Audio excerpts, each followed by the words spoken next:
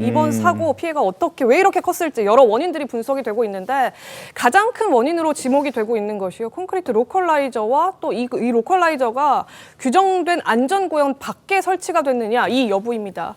이 중요한 내용에 국토부의 설명이 오락가락하면서 혼선이 불거지고 있는데 먼저 국토부 설명부터 들어보겠습니다.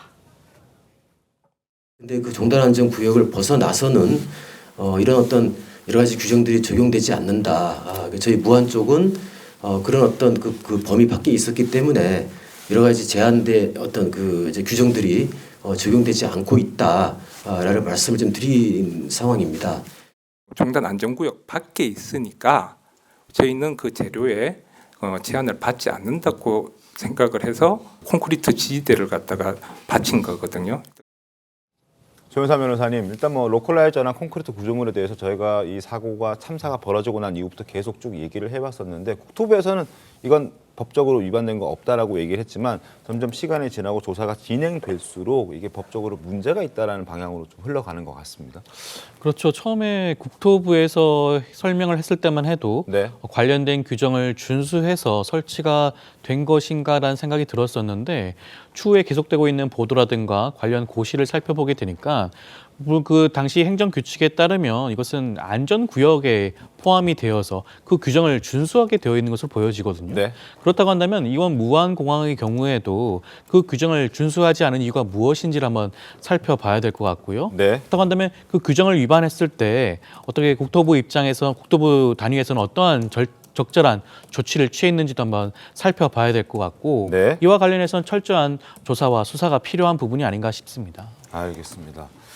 자, 정원희 대변인님, 예. 일단 뭐 저 모습 보면서 아마 많은 분들이 걱정을 하셨을 것 같은데 어떻게 좀 보셨습니까? 이 부분? 저는 사실 그 아까 기장 이야기를 했잖아요. 네. 기장이 이렇게 동체 착륙을 해서 슬라이딩해서 한 명의 승무원 뭐 승객이라도 더 구해야겠다라는 마음을 했었을 때 네.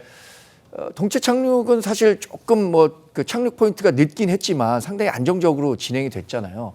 근데 눈앞에 보이는 저 이퀄라이저 구조물을 봤을 때도 아 저게 과연 그 콘크리트로 구성됐을까라고 생각하지 못했을 것 같아요. 왜냐하면 있으니까요. 외부는 다 흙으로 돼 있으니까요. 뭐 충격이 다르겠지만 콘크리트 벽과 토사가 갖는 그 충격이 굉장히 큰 차이가 있을 거라고 생각이 듭니다. 네.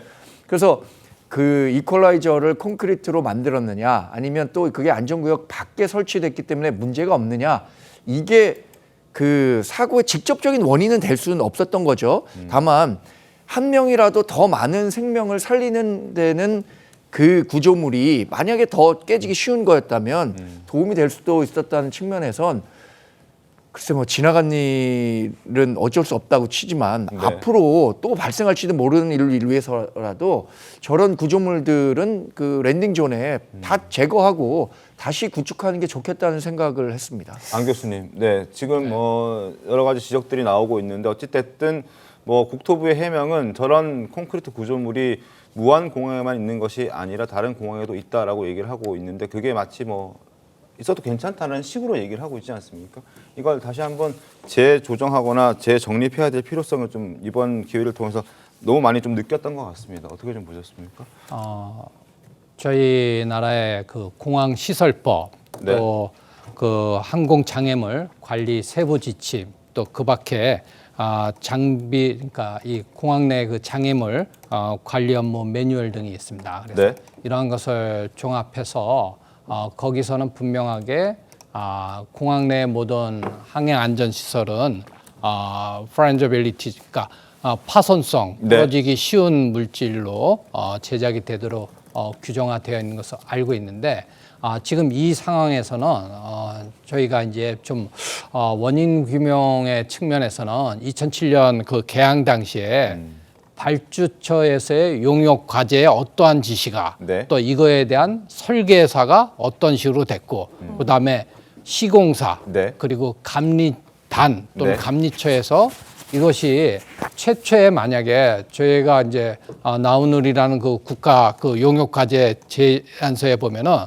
분명히 부서질 수 있는 재질로 제작을 해라라는 그 맞습니다. 내용이 있습니다. 네, 네. 그러면 그것이 제대로 수행이 안 된 원인이 뭔지를 파악하는 것이 또 2020년도에 약 15년의 그 경과를 통해서 네. 재설치를 해야 되는 그 시점에도 어떠한 제한 용역서부터 설계, 그다음에 시공, 네. 감리까지의 그러한 것을 종합적으로 한번 분석해야 되는 것이 맞다고 생각합니다. 알겠습니다.